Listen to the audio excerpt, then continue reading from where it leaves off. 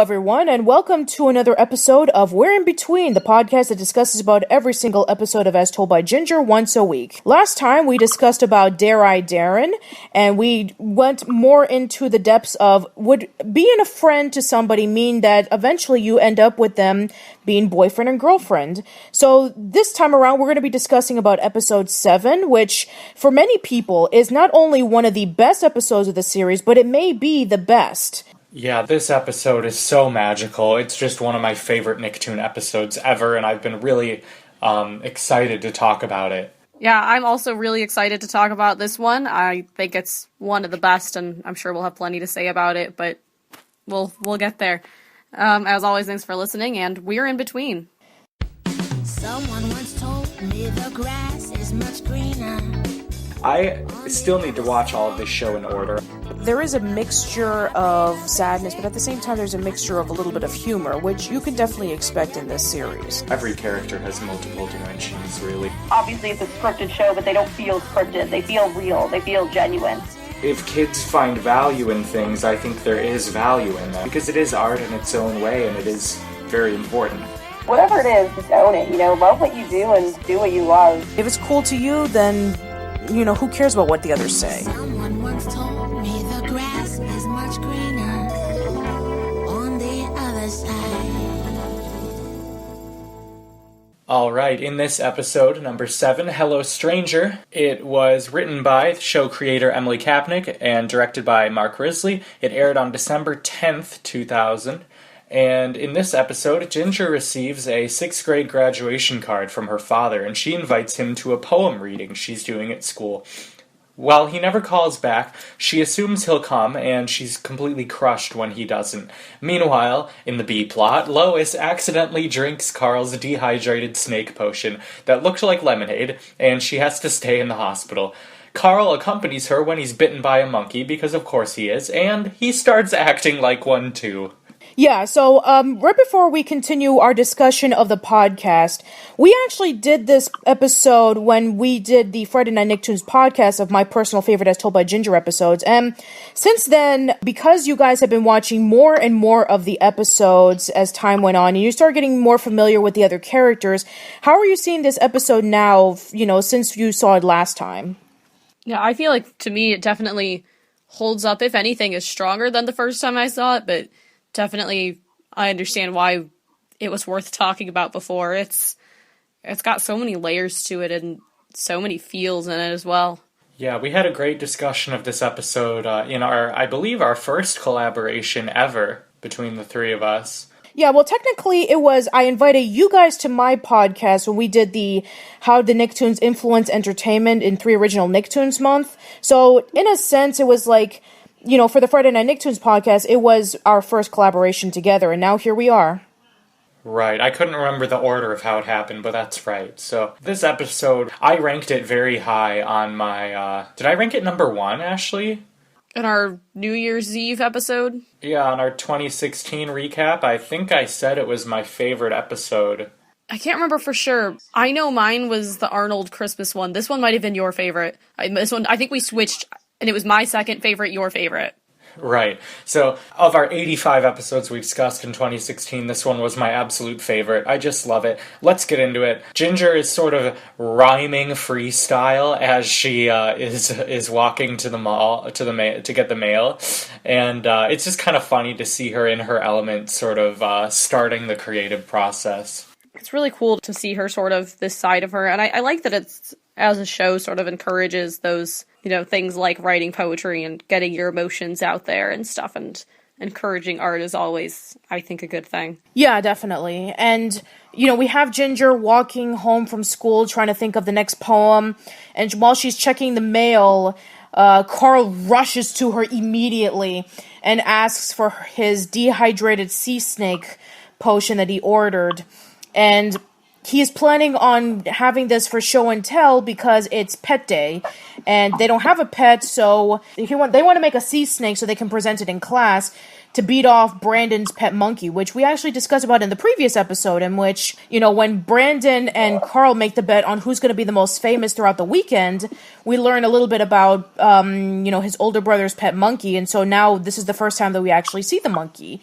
So they want to use the snake to beat off the monkey. And, Hoodsy's really excited about it. Carl's really excited about it. And, this is like the best thing for them to have this, dehydrated sea snake potion so they can be able to use it for pet day. Because why not? Their antics. This might be the wildest antic. Oh, the lice circus is up there too, and we have one coming up next week that's pretty wild as well. Yeah, it's very them, to put it short. I think it's pretty early in that Lois ends up drinking it, thinking that it's lemonade, and it's her that has the weird trippy dream, right? Mm-hmm. Probably even weirder than Ginger's dream from our last episode. Just bizarre. When Ginger finds out that the letter that she had received was from her father, Darren is kind of skeptical about it because he knows that Ginger's father wasn't around in their lives. He has been known for not showing up in situations, not calling, and with the letter coming in, which is actually a graduation card wishing her a happy graduation, it's a few months late. We can even see that, it was last June that they graduated, and it's already fall. So this was like from months ago.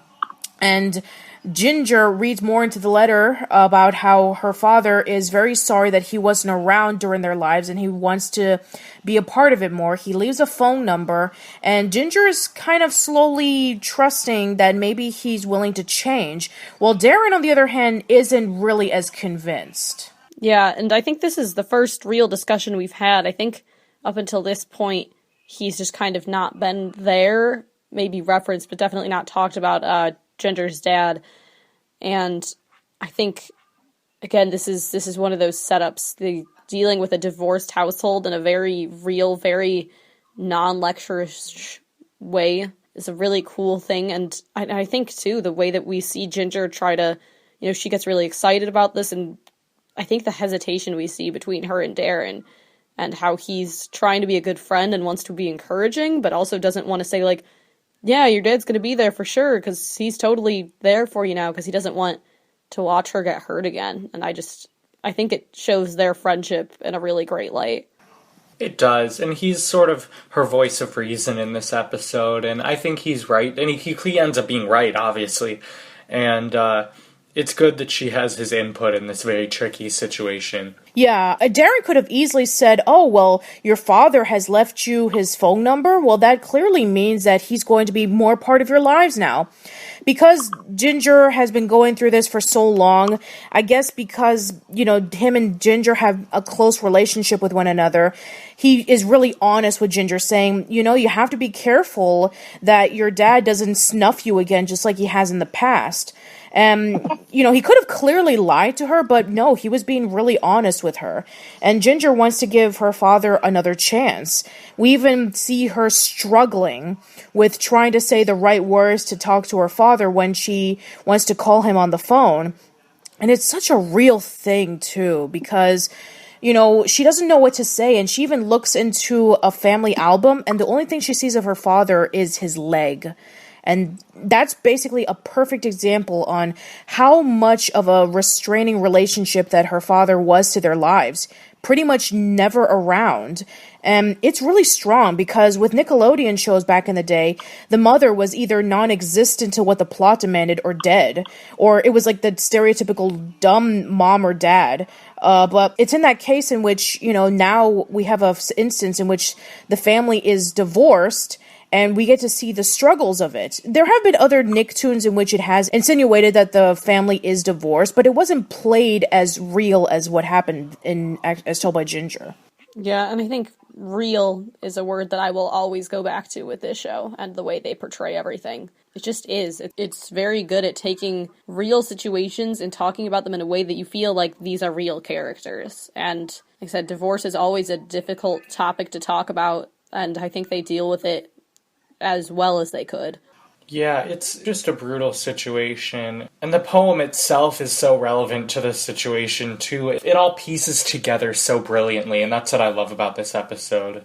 That the art in her life is mirroring what's actually going on in her family life, and that's very painful, but also beautiful. Yes, absolutely.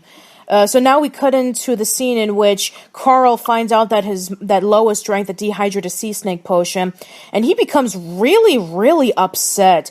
He starts kind of crying and bawling, and well, not with tears, but he becomes really upset, and even begs Lois to order another dehydrated sea snake and deliver it overnight, but she completely says no, and she even bans any creatures that has to be prepared via incubation, because now she's starting to feel queasy from drinking the sea snake potion. Then later on in the episode, it becomes so severe that her stomach is still bothering her, and she's wondering if maybe the sea snake is actually growing inside her, and she ends up being hospitalized. So, then we have that little situation going on, and so we cut into Carl, and they have nothing for the pet show, and we see Brandon basically kissing up to Mrs. Gordon about his pet monkey, and everybody's like really impressed with it. I just want to point out that one of the kids in the classroom brought a flamingo.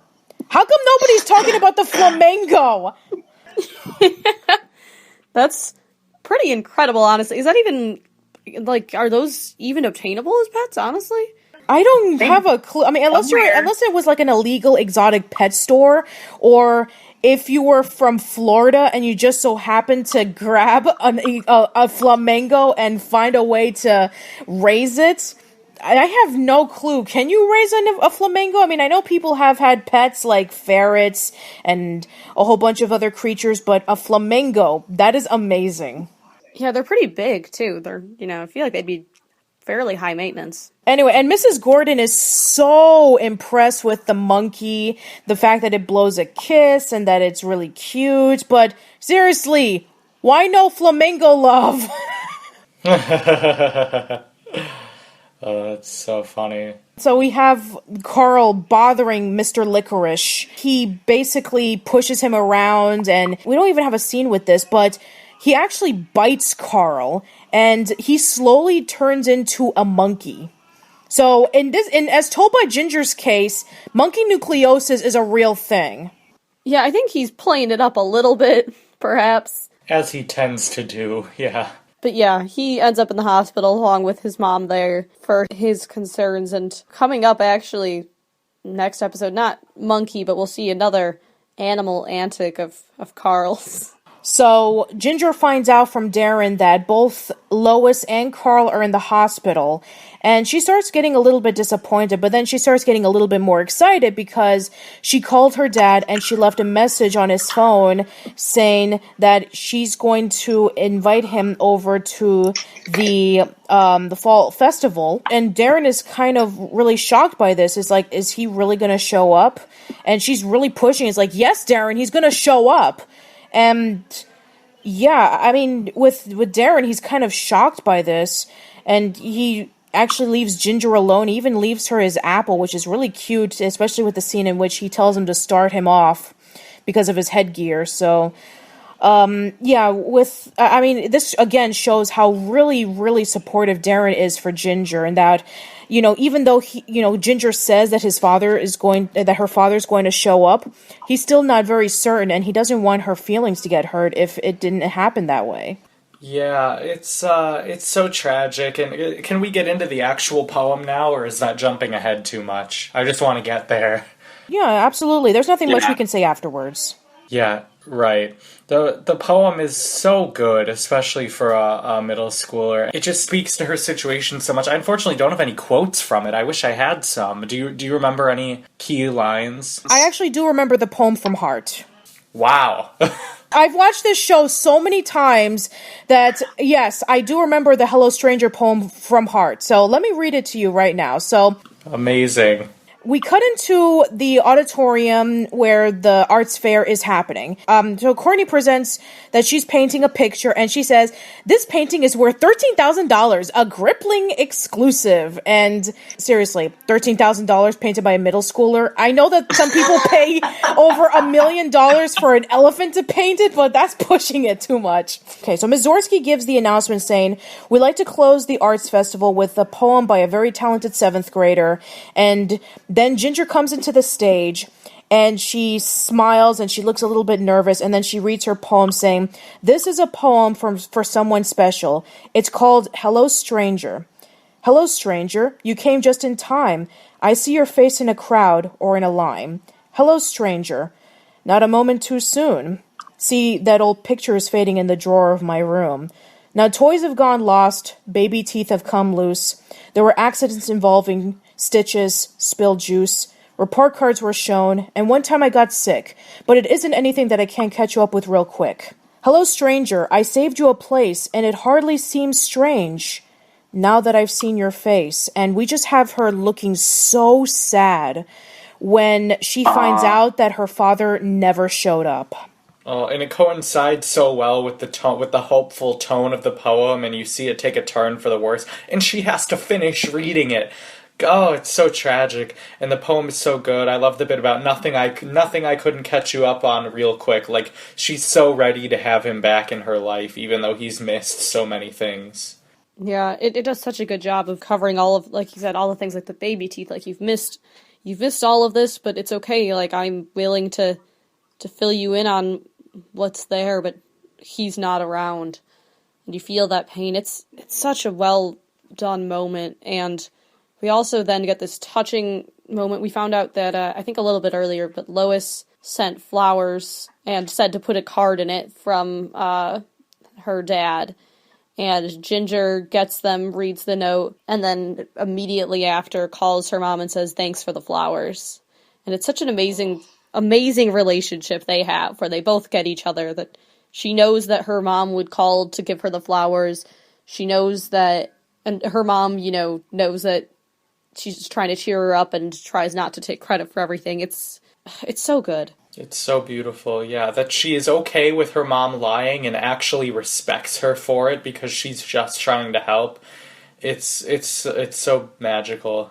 Yeah, and as mentioned in the last podcast before, but this episode, according to Emily Kapnick on Twitter, when a fan posted that there was going to be reruns on The Splat, she said, "Thank you." She said that, in her opinion, is her personal favorite episode because she went through the same thing. So she also was raised by a single parent. And however, unlike Ginger, she actually switched in between with her mother and father. And, you get to see more of the father's perspective if you ever watch Suburgatory, in which the main character, Tessa, is raised by a single dad. So, but, for the most part, she was raised by a single mom and her sister. And Emily went through the same thing when she had to raise her son by herself. So I guess even still to this day, when talking about Hello Stranger, it still has a special place in her heart. And it's and also I want to thank somebody who shared this article with me, because apparently a few months ago, when As Told by Ginger was celebrating the 10th anniversary of the final episode, Emily Kapnick was interviewed by Entertainment Weekly, and she was talking about how much of an impact that Hello Stranger was for her when she was writing it. Here it is. "A lot of Ginger's stories were borrowed from my childhood, and the childhoods of the people working on the show. I identified with her a lot. It was a personal show, and Nickelodeon let it be that." And let me just read to you about what she said about Hello Strangers. Okay, so the question from Entertainment Weekly was, "Do you have any favorite episodes?" And she said, "I would have to say that I love Hello Stranger. That was the first one we got an Emmy nomination for. We wound up having 3 Emmy nominations. It's remarkable because there were primetime Emmy nominations. We were up against shows like The Simpsons. People were like, 'What is As Told by Ginger?' No one had even heard of it." And then she talks about another episode that was her all-time favorite besides Hello Stranger, but we'll get to that much later on. Yeah, I think it truly shows that this is something that has so much real emotion, and I think you can tell that it is something from real people's stories because it reads as real emotions, and I could imagine that having grown up in a similar situation, writing something like that would open up sort of old wounds, but also probably help provide a little bit of closure in some ways. So really cool to hear that she holds this as close as it feels like she would. I don't even know that we need to officially declare it, but just in case, I'm going to go ahead and give this episode a very, very strong yay. I obviously give this one the biggest nay so far. No, I'm just kidding, obviously. It's, Pant gave you guys hopefully a little scare for a second, but I just adore this episode. It's the easiest yay I've ever given on this show. I will definitely give this one the biggest yay as well. For anybody who has seen my Top 15 as Told by Ginger episodes, you know how much this episode means a lot to me. So this episode does not deserve anything higher than a yay. All right. Yeah, that sums up pretty much everything about these episodes. Thanks you guys so much for listening. We've been having so much fun. Tune in next week and we will be discussing episode 8 entitled Cry Wolf.